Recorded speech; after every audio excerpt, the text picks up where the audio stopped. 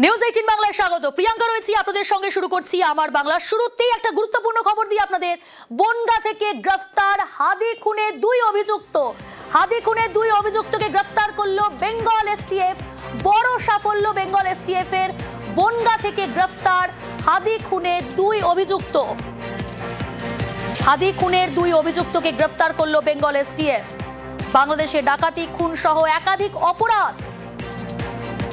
হাদি খুনে দুই অভিযুক্তকে গ্রেফতার বেঙ্গল এসটিএফ এর। রৌনক রয়েছে আমার সঙ্গে সরাসরি। রৌনক, কোথা থেকে ভারতে এলো তারা?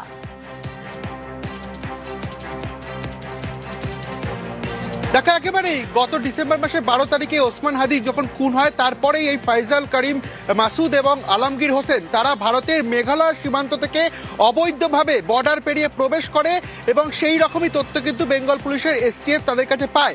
এবং মেঘালয় যখন সীমান্ত তারা পেরোয় অবৈধভাবে, সেখান থেকেই তারা নিজেদেরকে ধীরে ধীরে আত্মগোপন করার চেষ্টা করে এবং দীর্ঘ এই কয়েক মাস ধরে তারা এই পশ্চিমবঙ্গ এবং পশ্চিমবঙ্গের বিভিন্ন জায়গায় নিজেদেরকে আত্মগোপন করে এবং সীমান্ত পেরোনোর ক্ষেত্রে ভারতের এই মেঘালয় সীমান্তকেই তারা বেছে নেয় এবং অবৈধভাবেই কার্যত তারা কিন্তু পশ্চিমবঙ্গের ভারতে প্রবেশ করে।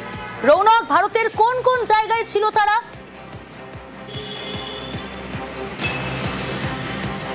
তাকে এসটিএফ সূত্রে জানা যাচ্ছে তারা প্রথমে মেঘালয়ে প্রবেশ করে এবং সেখান থেকে তারা শিলিগুড়িতে চলে আসে।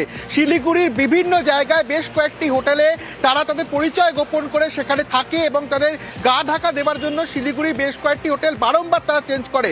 অর্থাৎ শিলিগুড়িতেই এই দীর্ঘ বেশ কয়েকদিন ধরে তারা আত্মগোপন করছিল এবং এই ফাইজাল করিম মাসুদ এবং আলমগীর হোসেন এই দুজনই কিন্তু হাদি খুনে অভিযুক্ত এবং মেঘালয় সীমান্ত পেরিয়ে আসার পরই শিলিগুড়িটিকে তারা বেছে নেয় এবং সেখানকার বেশ কয়েকটি হোটেল থেকে শুরু করে এমন বেশ কয়েকটি জায়গা রয়েছে যেখানে কিন্তু এই দীর্ঘদিন ধরে তারা আত্মগোপন করে আসছিল। সঙ্গে থাকো রৌনক। দীর্ঘদিন ভারতের বিভিন্ন জায়গায় আত্মগোপন, পরে সুযোগ বুঝে বাংলাদেশে পালানোর ছক।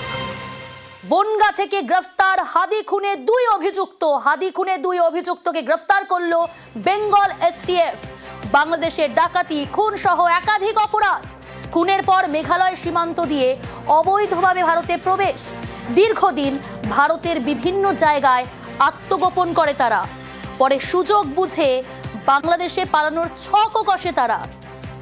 রৌনক রয়েছে আমার সঙ্গে। রৌনক, কিভাবে ধরল বেঙ্গল এসটিএফ এদের?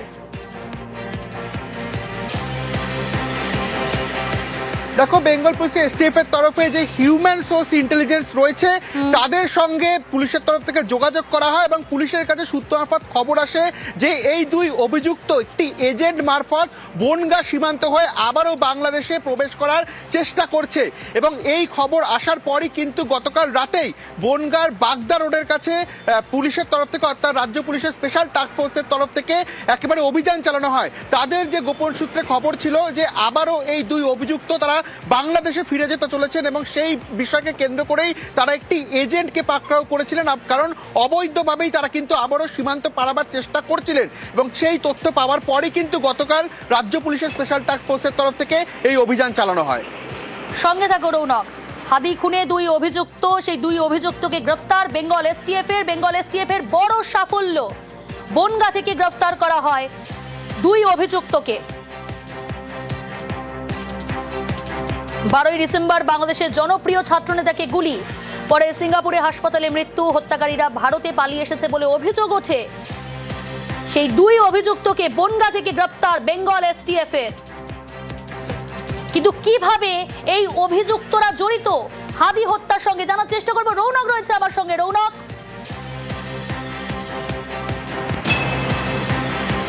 দেখো, একেবারে হাদি হত্যাকাণ্ডে যে ফুটেজ বাইরে এসেছিল, যে রিক্সা করে যখন যে ছাত্রনেতা ওসমান হাদি তিনি যাচ্ছিলেন, পাশ থেকে একটি বাইকে করে এসে পয়েন্ট ব্ল্যাঙ্ক রেঞ্জ থেকে একজন গুলি করে এই ফাইজাল করিম মাসুদ, যেমনটা বাংলাদেশ পুলিশ সূত্রে জানা যাচ্ছিল এবং তারা যেটা সামনে এনেছিল, এই ফাইজাল করিম মাসুদ তিনি কিন্তু এই গুলিটা চালিয়েছিলেন এবং মনে করা হচ্ছিল বাইক চালাচ্ছিলেন এই আলমগীর হোসেন। অর্থাৎ এই দুজনই এই ঘটনার পেছনে মূল অভিযুক্ত বলে একের পর এক বাংলাদেশের সংবাদপত্র থেকে শুরু করে পুলিশ সূত্রে একাধিকবার কিন্তু তারা সামনে এনেছিলেন এবং তারা এটাও মনে করেছিলেন এই ঘটনা ঘটার 24 ঘন্টার মধ্যেই তারা বাংলাদেশ ছেড়ে পালিয়ে গেছিলেন। সেই কারণে তাদেরকে ধরার জন্য কিন্তু বাংলাদেশ সরকারের তরফ থেকে পুরস্কারও ঘোষণা করা হয়েছিল।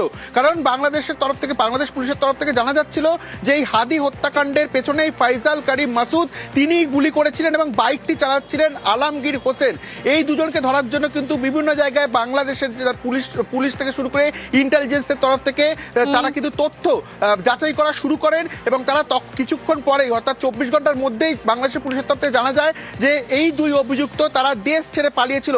এবং যখন এসটিএফ এই দুজনকে গ্রেফতার করে গোটা বিষয়টি সামনে আসে যে প্রথমে অবৈধভাবে মেঘালয় প্রবেশ, সেখান থেকে শিলিগুড়িতে আত্মগোপন করা এবং যখন পরিস্থিতি কার্যত একটু নিয়ন্ত্রণ হয়েছে এরম বুঝতে পেরেই আবারও এই দুই অভিযুক্ত একটি এজেন্ট মারফত বাংলাদেশে ফেরার চেষ্টা করেছিল।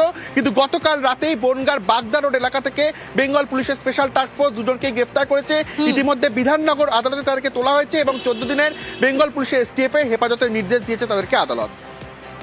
বেশ, যেমনটা জানাচ্ছিল রৌনক, বনগাঁ থেকে গ্রেপ্তার হাদি খুনে দুই অভিযুক্ত। যে ছবি আপনাদের দেখাচ্ছি, গত 12ই ডিসেম্বর বাংলাদেশের জনপ্রিয় ছাত্রনেতাকে প্রকাশ্যে গুলি। দুই অভিযুক্ত ধৃত রাহুল ওরফে ফাইজাল করিম মাসুদ ও আলমগীর হোসেন, তাদের গ্রেপ্তার করেছে বেঙ্গল এসটিএফ। বনগাঁ থেকে গ্রেপ্তার, বিভিন্ন জায়গায় আত্মগোপন করে থাকার চেষ্টা করেছে, পরে সুযোগ বুঝে বাংলাদেশে পালানোর ছক। আর সেই ছক বানচাল। বনগাঁ থেকে গ্রেপ্তার বেঙ্গল এসটিএফ এর জালে হাদি খুনে দুই অভিযুক্ত।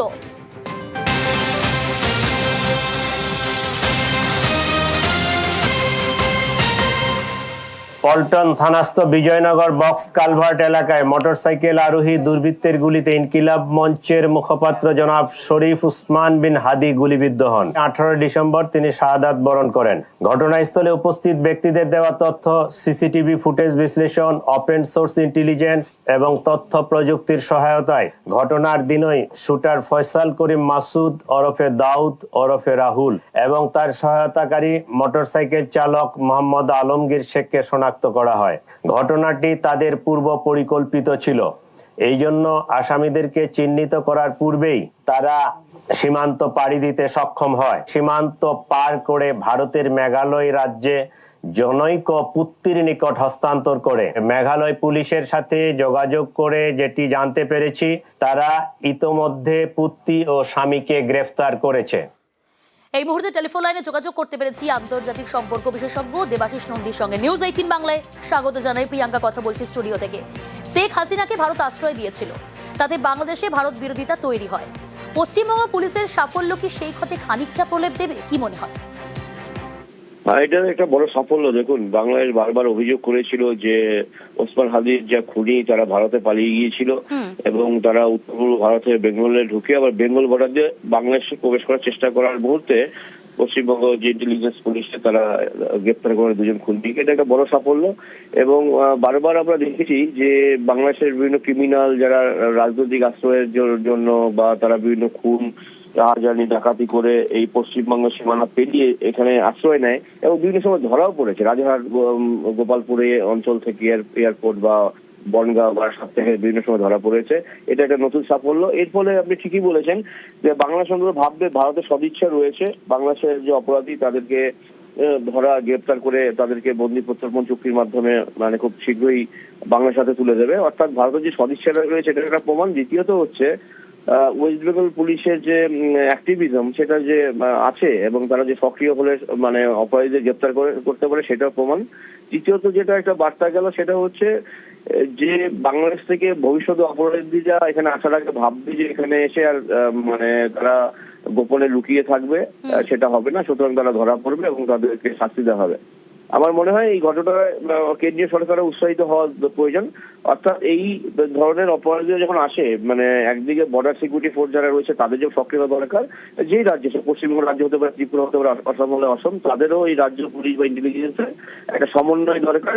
এই দুইয়ের সক্রিয়তা এবং সমন্বয়ের মাধ্যমে এই অপরাধীদের ধরা যেতে পারে এবং ক্রমাগত যদি ধরা হয় তাহলে একটা বার্তা যাবে যে ভারতবর্ষে পালিয়ে গিয়ে লাভ নেই, ভারতবর্ষে এই অপরাধীদের বাংলাদেশের যে অপরাধী তাদের আশ্রয়স্থল নয় ভারতবর্ষ। দেবাশিস বাবু, আপনি কি এটা মনে করেন এই যে সীমান্ত দিয়ে প্রবেশ কোথাও নজরদারির অসুবিধা রয়েছে? মেঘালয় দিয়ে যে তারা প্রবেশ করলো সেখানে কোনো নজরদারির অসুবিধা বা অবশ্যই দেখুন অভাব রয়েছে, কারণ আপনি যদি বর্ডার এলাকাতে যান তাহলে আমি বর্ডার স্টাডি করে দেখেছি যে একজন বিএসএফ যেখানে থাকেন, পরবর্তী বিএসএফ যে মেম্বার তার দূরত্ব 1 থেকে 1.5 কিলোমিটার, মাঝখানে যে কখনো খাল, কখনো জমি, কখনো কচুরিপানার আবর্জনা, সেখান থেকে তারা পালিয়ে আসে এবং সেখানে কিন্তু বিএসএফ কেও ম্যানেজ করা যায়, সেখানে বিএসএফ কেও ঘুষ দিয়ে ম্যানেজ করে কিন্তু আসা যায়। শুধু এই অপরাধী নয়, তার সাথে ইলিগাল ক্যাটেল ট্রেড যারা করে, যারা মানে নারী পাচার করে বা ড্রাগ মাফিয়া যারা রয়েছে, ড্রাগ ট্রাফিকিং করে, তারা কিন্তু বর্ডার সিকিউরিটি ফোর্সের সাথে সমন্বয়ই করে। কারণ সব জায়গায় ফেন্সিং নেই ঠিকই, কিন্তু যেখানে ফেন্সিং আছে সেখানেও কিন্তু এরকম ঘটনা ঘটে। সুতরাং এটা শুধুমাত্র স্টেট পুলিশের দায় নয়, এটা মেন দায়িত্ব কেন্দ্রীয় মানে বাহিনী এবং যারা বর্ডার সিকিউরিটি ফোর্স তাদের। সুতরাং এদের আরো তৎপর এবং বিশেষ করে টেকনোলজি যে সার্ভিলেন্স ক্যামেরা যেগুলো রয়েছে, সিসিটিভি ক্যামেরা, সেগুলো বসিয়েছে, কিন্তু আরো বসানো দরকার। এবং মানে সীমান্ত অঞ্চলে যে গোয়েন্দা তৎপরতা বা ইন্টেলিজেন্স, সেটাকে আরো সক্রিয় হওয়া দরকার এবং সেখানে লোকাল যে মানুষজন, স্থানীয় মানুষজন সহযোগিতা ছাড়া সেটা কিন্তু হবে না। ধন্যবাদ। বনগাঁ থেকে গ্রেফতার ওসমান হাদি খুনে অভিযুক্ত, 2 অভিযুক্তকে গ্রেফতার বেঙ্গল এসটিএফ এ। হাদি খুনে 2 অভিযুক্তকে গ্রেফতার করে বনগাঁ থেকে। বাংলাদেশে ডাকাতি, খুন সহ একাধিক অপরাধ। খুনের পর মেঘালয় সীমান্ত দিয়ে অবৈধভাবে ভারতে প্রবেশ, দীর্ঘদিন ভারতের বিভিন্ন জায়গায় আত্মগোপন, পরে সুযোগ বুঝে বাংলাদেশে পালানোর ছক। আর সেই ছক বানচাল বেঙ্গল এসটিএফ এর। খবর পেয়ে বনগাঁ এলাকায় সেই অভিযানেই গ্রেফতার 2 অভিযুক্ত। ধৃত রাহুল ওরফে ফয়জল করিম মাসুদ ও আলমগীর হোসেন। ঢাকার রাজপথে গত 12 ডিসেম্বর গুলিবিদ্ধ হন শরীফ ওসমান হাদি।